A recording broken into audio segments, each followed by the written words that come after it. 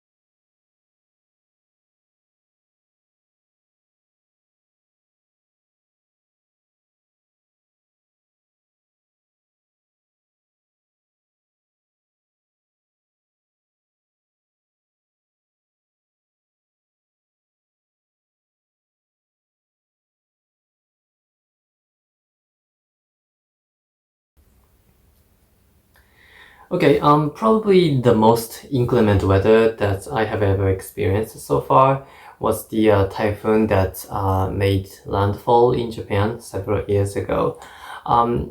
We call them typhoons. Americans call them hurricanes, but basically they are the same thing.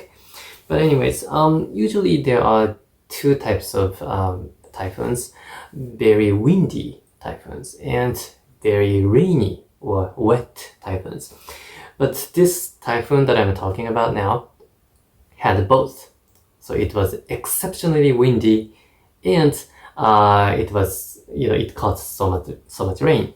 So that was really troublesome.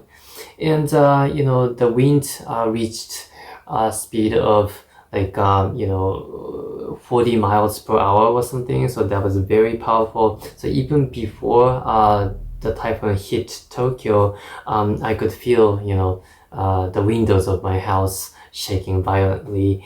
And also, there's a river in my neighborhood, and the weather forecast said that this river might overflow because of the rainfall. And if it did overflow, that would have inundated the whole area of my neighborhood.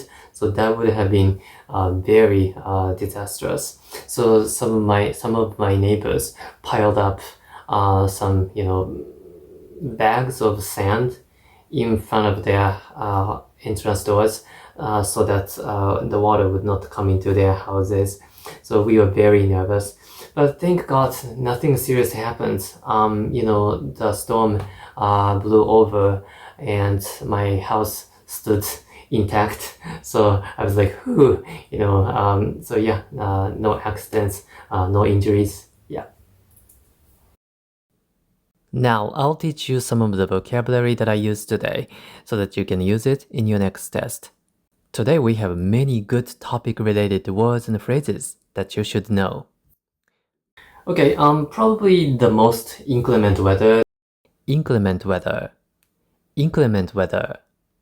I said inclement. Some people say inclement, but they are both correct. If there's inclement weather, it means it's either freezing cold or causing a lot of snow or rain. Inclement weather. A typhoon that made landfall in Japan. Make landfall. Make landfall. If a typhoon or hurricane makes landfall, it means the typhoon reaches a certain country, region, or area. Make landfall. The storm blew over. Blow over. Blow over. I used it in the past tense, so I said blew over. If a storm blows over, it means the winds of the storm stop blowing. In other words, the storm is gone. Now let's review my speech based on one of these four scoring components. Today I want to focus on coherence. Coherence means how you organize or develop the given topic. Let's watch how I did this. But anyways, usually there are two types of typhoons, very windy typhoons and very rainy or wet typhoons. But this typhoon that I'm talking about now had both. So it was exceptionally windy, and it caused so much rain. So I said first, usually there are two types of typhoons. And I said, but this typhoon had both qualities. Usually, but this typhoon, this organization indicates how unusual this typhoon was, how different this typhoon was from typical typhoons that hit Japan.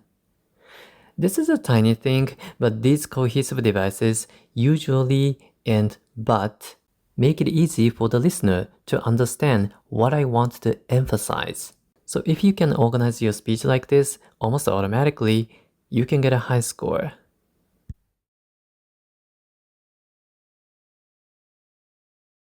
Alright, I hope you found this video useful. Leave a like, subscribe if you're new, and most importantly, let me wish you good luck on your test.